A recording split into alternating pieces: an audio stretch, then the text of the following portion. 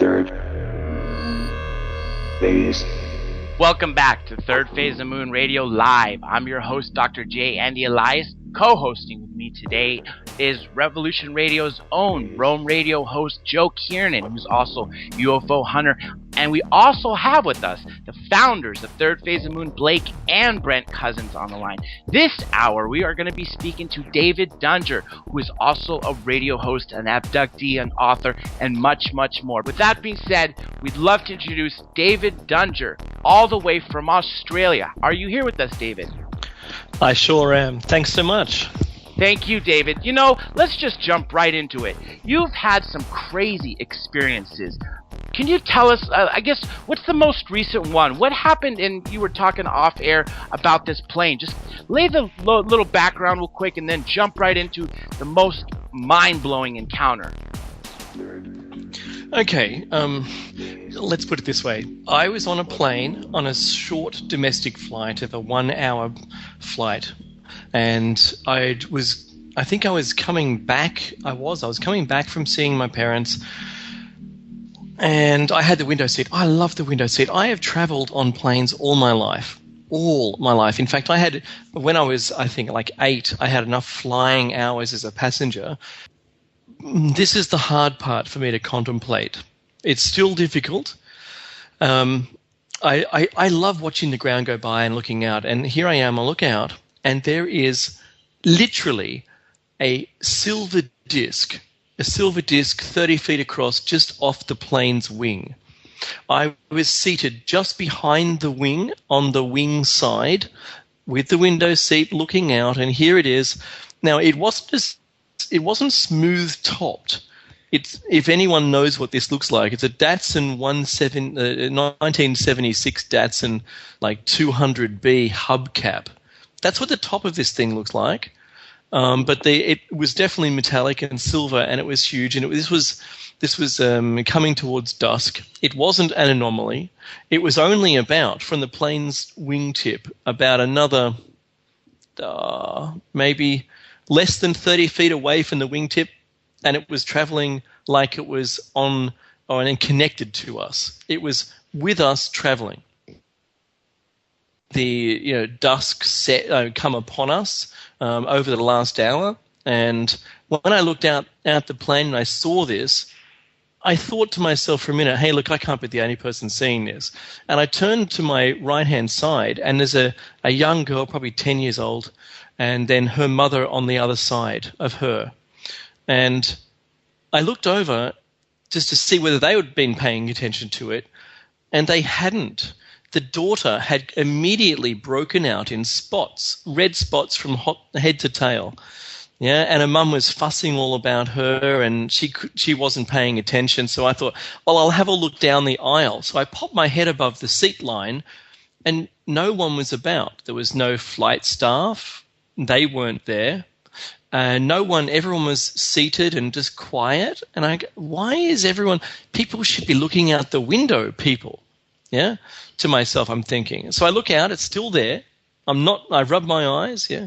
The next thing is the cockpit door opens up, and the pilot, dressed in pilot gear, it could have been a pilot or co-pilot, I don't know.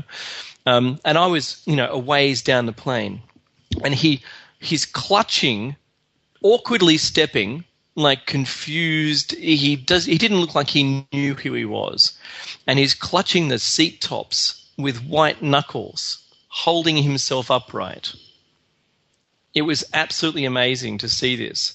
And I'm thinking in my head, looking out the window, looking back at him, he must be seeing something in front of the plane. I don't know why he looks like he's in shock. And I think, well, I can fly a plane. I've landed a plane at Kai Tak Airport, the old one in Hong Kong, on a simulator. I've got a lot of hours on the simulator, and I'm pretty good. So maybe it's nearly time for me to put my hand up and say, look, I'll fly. If no one else is a pilot, I'll land this thing. I'm thinking I'm brave, yeah?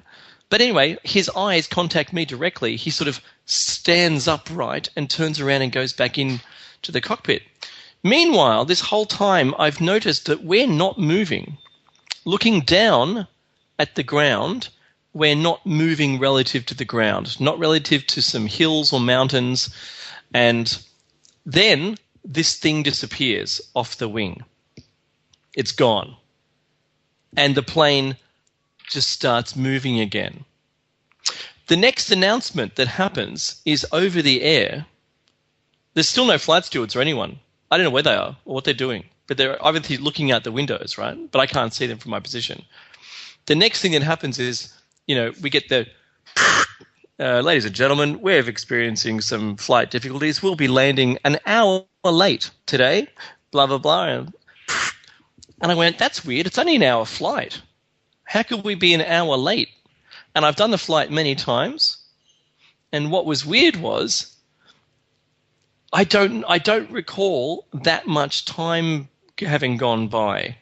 It's pretty much just how I described it to you. Noticed it, looked to my right, looked back, and when the disc had gone, all the spots had disappeared off the girl next to me. I'm absolutely telling the truth. That is a he said, she said of that event.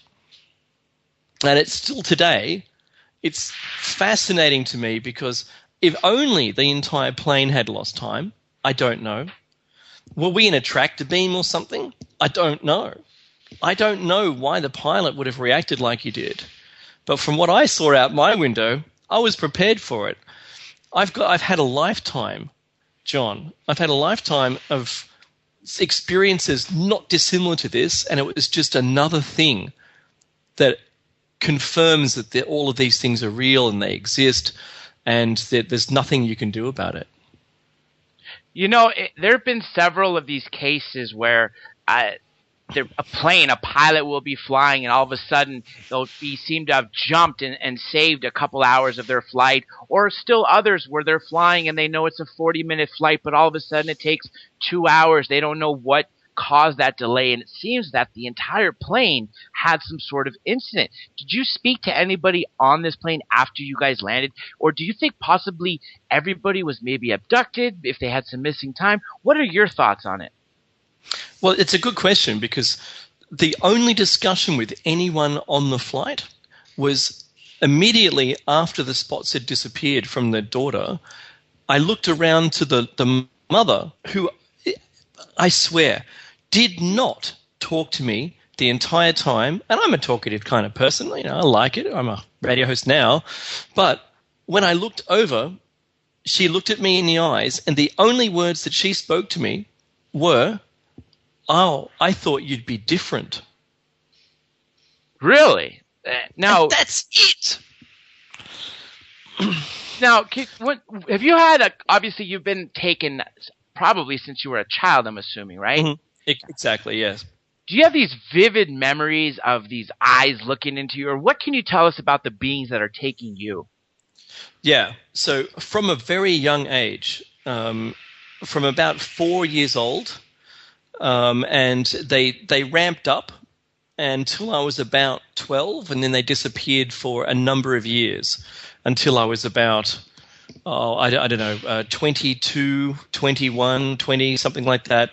In my 20s, there was another one, and then there was a large gap, an honestly large gap that I don't remember very much, whether there was anything there, until about 26 or so, and then from then on, it's been, say once every 5 years or so. And it looks to be around about that kind of gap. And I don't know what schedule I'm on, because I've spoken to a few people and they seem, I know what time it is. There's a time related to it. And this is all I've put all of this down, by the way. I've put it all into a book, and I've written a book called Visitors, A Lifetime of Experiences. And it's just a chronological order of stuff that has happened in my life. Now, you mentioned the eyes. The eyes on the front, the picture in the front of Whitley Strieber's Communion book. Mm-hmm. I'm sure you're familiar with it, yeah? Definitely. It was in the 80s, and I stood there with my mother, and tears were streaming down both of our faces.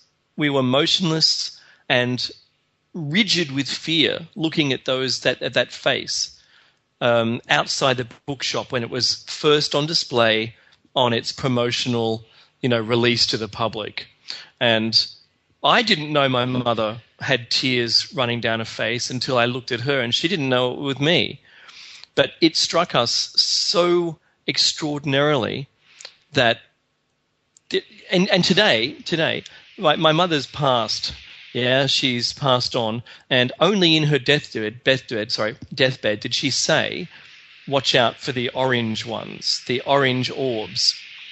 And I had no clue up until round about that time that she'd had any experience at all with this. But subsequently, I found out that, my parents had been called to my school because of things that I'd drawn. I ended up being regressed to find out what happened on a different day. And also in my childhood, I wanted to know what happened. What was weird was, up until when I saw my first one, I had no clue what I was to expect. When I saw one, if I saw one, I didn't quite believe it. I'd already seen discs. I've seen discs before, but certainly not an orange orb. Now, the orange orb, if you're not familiar with it, listening to this, it's a perfectly spherical ball that seems to glow orange light from the inside out. It appears to have a hard surface, but it's not a blinding light like you look at the sun. It's like heated metal. It's probably the best way to describe it. If you heat up metal, if you heat up metal so it glows, you can sort of see a texture on the outside of the metal, but still it's glowing and it gets a little whiter towards the center. But it doesn't seem to be hot. That's the weird part about it. So I was driving up on my own. We have a coast road like in the Pacific US. There's a number one highway. There's a number one highway here too, and it runs the full length of our coastline. And I was driving for like 12 hours on this road, and I got to a point right near the ocean where I saw an orange glowing thing. And it was, I'll use feet for the listeners. I normally translate it to yards, but I can use feet. So it was around about maybe 70 feet off the ground. It was less than half a mile away from me when I first saw it, and it hadn't crossed the road yet. It was traveling only at about 10 miles an hour. And it was traveling completely perpendicular to the way I was driving. So it was about to cross my road ahead of me, and I started to slow down. I was in complete fear of traveling beneath it. I didn't want to go near it. I wanted to keep distance between me and it. Not like a disc. If a disc lands, I'm going to run up and knock on it. Hey, guys, welcome to Earth or whatever, right? But not these things. I knew inherently that I had to fear it. It wasn't something natural. And even though my brain is telling me, oh, it's not something extraterrestrial, it's just an airplane engine on fire. But it was not.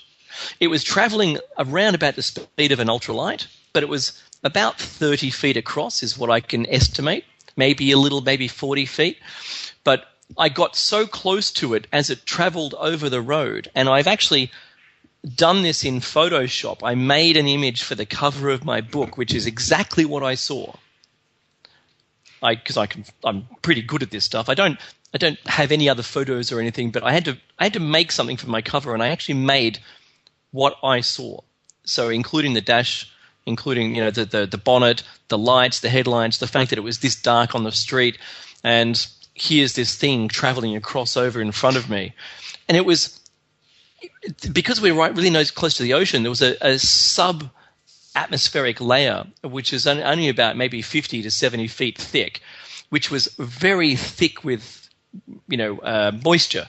And as this thing was scooting along just slowly over the top of this moisture barrier layer, just the bottom edge of it was causing a little vapor cloud, but not because it was moving fast, because it was interacting with it. And the cloud dissipated before it had left the edges, basically, of the back of it, like of its own width again. You've got to see the cover. I recommend that if you're interested in this, please, maybe read the rest of it. But this, that disappeared over the road and then went down into the ocean. And I was convinced when I was telling people afterwards that this was just, surely there'll be something on the news about it. But there was nothing. Base of moon.